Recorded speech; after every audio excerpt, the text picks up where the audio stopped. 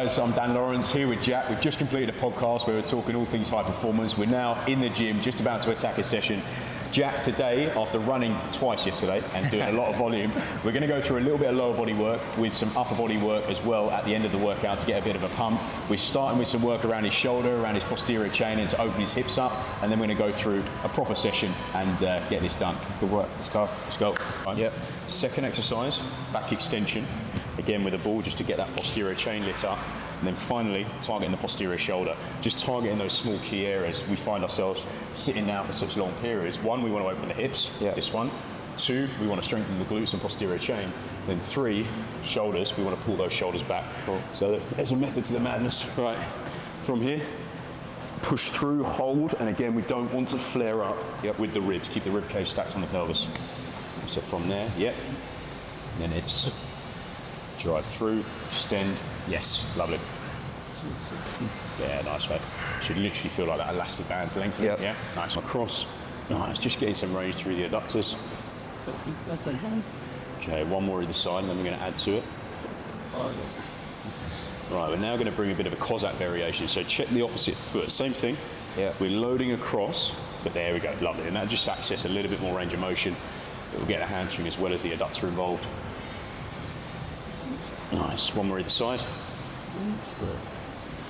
Yep, nice. And the final progression now is bring in a bit of movement in. So stabilize, load, but then push out, single leg reset. Single leg reset, There, single leg reset, hold, love it. And there's a reason for that hold. What does it look like? Putting force into the ground with running, nice. Land first, but then load, So it's stabilize, then load, love it. Drive out, stabilize again. Yes, last one. Yeah, nice job. What we're gonna do now is slightly different to what we've done before. This is a test. We're gonna do two jumps, a CMJ, counter movement jump, and a squat jump. I'll explain the difference between the two, and then we'll compare to the likes of Conor Ben and see how we're getting on. This is a great test to then inform our decisions with the programming and training. So we're gonna go with the CMJ first, Jack. I'm gonna pop this on your right foot. That's it, mate. And all I'm going to ask you to do, I'm going to count you down 3, 2, 1. I'm going to ask you to keep your hands on the hips throughout. Okay, that's really key to standardize the test. And the cue is load, explode, absorb. So I'll say 3, 2, 1, and then kill the landing. And it's all in. I want you to give everything on this jump, okay? So just for, do you want a little practice? Exactly. How far do I come down? So we say the athletic position, right? So we don't want to be full squat. We also don't want to be too shallow. So around about there, like a tennis player returning a serve. Okay. And then you're going to explode. Bounce up and then absorb it. And then just kill it on the landing. Is it like a straight leg or is it go into it? Flex into it. Flex into it. The key part though is on that first part, we want to use that spring. So we don't want to go down and have a cup of tea. We want to go down and then snap it back up and use that elastic energy. We'll explain why we do that in a second. So 3, 2, 1. Okay, good. I think you're more focused on the land than the actual jump itself. So now let's go all in on the jump and let's get like LeBron. I'll count you in again. In 3, 2, 1. There he is, much better. Okay, it's all good. It's a better jump, 32.2. We're going to go again. I'm mixing both up. Okay, let's bring this up, bud. Here we go. 3, 2, 1. Best one yet. Well, 31-1, best one visually. Right, so look, in and around. It's all good. So with that, what we've done, without boring you too much, that load, explode, absorb is like an elastic band. You've come down, we pulled on the band, and then we explode up rapidly. We're now going to do something that to the eye would look very similar, and it is, but we're now going to take out that elastic band or use of what we call the stretch shortening cycle, which is spring-like, band-like mechanism. And now this one's called a squat jump. So you just jump from... So there'll be a second 3, 2, 1 count. Basically exactly the same, right? So whereas this one was 3, 2, 1, load, explode, absorb, now it's 3, 2, 1, 3, 2, 1, and then jumps. You're pausing for 3 in the athletic position, Okay, so 3, 2, 1, 3, 2, 1, jump. 30. Okay, nice, 31, 9, we're gonna go again. I've got better. Okay, 3, 2, 1, 3, 2, 1, jump. Is it the land? What judge is it? How high you jump? Well, that's higher, right? That's better, One more go. Okay, 3, 2, 1, 3, 2, 1. The second one was better, So what we're looking for here, the numbers are actually pretty standardized. In fact, the best jump you did was the squat jump. But if I'm honest, I think there is a technical component to this that you've never really done loads of these, right? So what we do with our athletes early on in training camp would be to assess your CMJ, your counter movement jump, the straight up using the band, and then also assess the squat jump, which is, again, very similar, but we take out the band. If, for example, the squat jump is similar or even higher than the counter movement jump, then training-wise, we're going to be doing a lot more reactive work to improve the efficiency of the stretch shortening cycle, the elastic band. Equally, the other side of that coin, if the CMJ is way up here and the squat jump's down here, then maybe they need to do a bit more force dominant strength work to start closing the gap. So that's the information that it gives us. We also use these jumps at the start of every session as a neuromuscular readiness tool to see how fatigued an athlete is based on their normal scores. So solid work.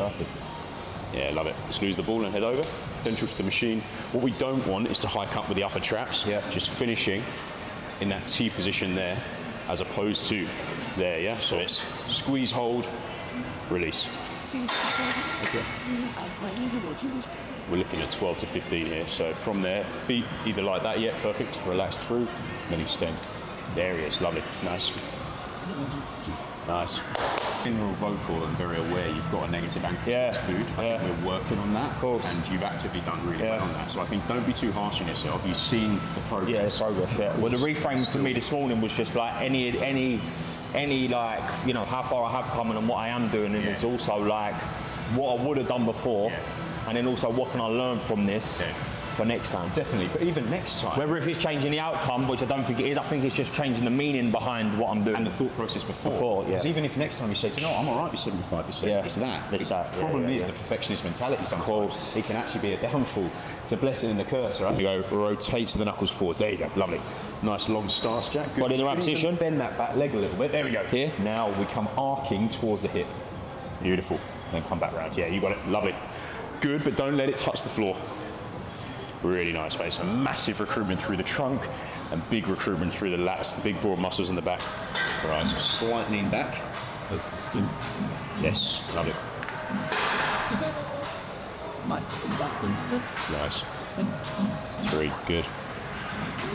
Big squeeze, heavily fixed here.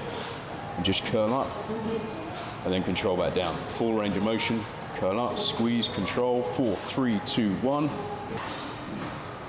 3, 4, 5, 6. My left foot now. Come into a Cossack variation. Just flow.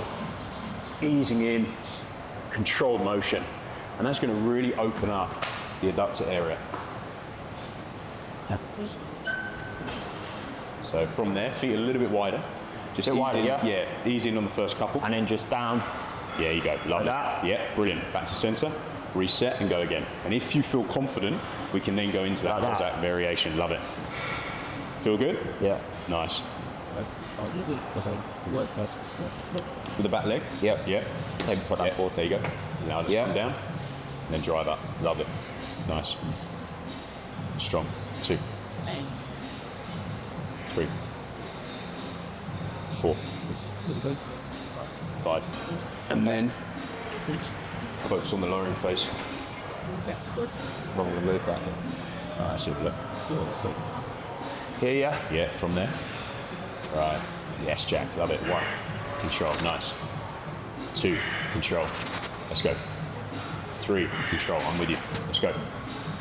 4. I mean, you was like, you know, I've not made it, but I've got where I wanted to be.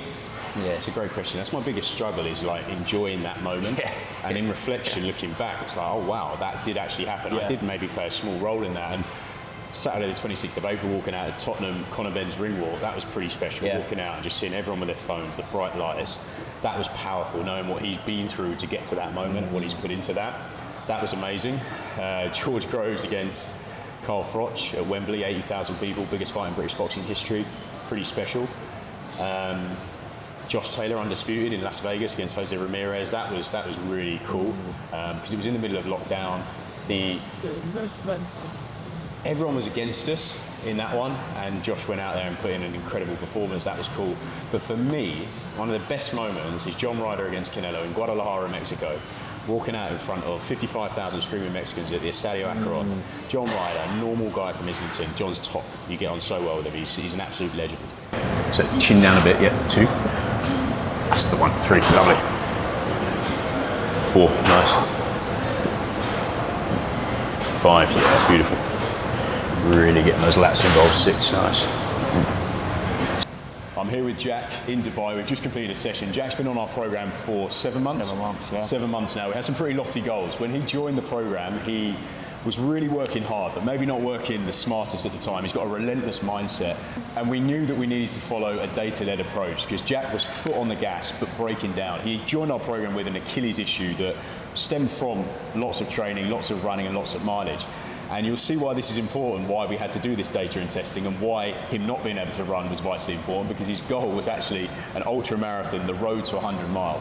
I'm pleased to say that Jack completed that goal most recently, around a month ago. He's an absolute savage, but we went through a real process of education, resetting, and managing his training loads accordingly. So to go from starting the program, having to do his VO2 max test on the bike because he couldn't run, to then going and nailing an ultra, it's been absolutely incredible. So great work, Jack. Appreciate it. And one of the biggest contributing factors has been the training that I went through. Because in the past, even when I've done all of my marathons, I kind of pushed weight training aside, pushed all these tests aside, and just went all in. I did achieve some of the goals, but then off the back of that, that's how I become injured. I was injured for about 7-8 months. So since this, it's even showing up on the day doing the ultra marathon, my body was well adjusted to everything that it got put through.